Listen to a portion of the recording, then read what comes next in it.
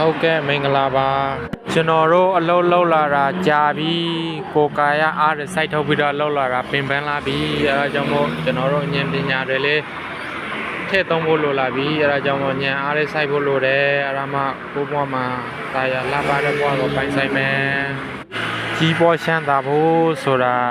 အလုပ်တစ်ခုတည်းလုပ်လို့တော့မပြီးတော့ဘူးအဲဒါကြောင့်မို့အကြံကောင်းအဉာဏ်ကောင်းတွေရဖို့လိုတယ်အဲဒါကြောင့်မို့စာတွေဖတ်ဖို့လိုတယ်စာရဖတ်မှမိတ်ဆွေကောင်းတွေရလာမယ်အကြံကောင်းတွေပေါ်လာမယ်အဲကြောင့်မို့ကျွန်တော်ကဒီပီမိုင်မှာဒီစာအုပ်လေးတွေဖတ်ဖြစ်ပါတယ်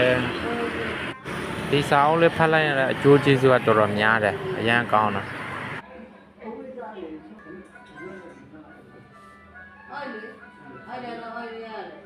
အဲ့ဒါဆိုလို့ဆိုင်နိုင်ကြော်မပြန်နဲ့နော်ဆိုင်နိုင်ကြော်မပြန်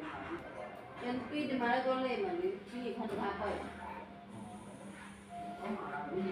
မနာကြမှာလို့ရှိရင်တော့ခါပြောသူ့တော့ပေါ်တာ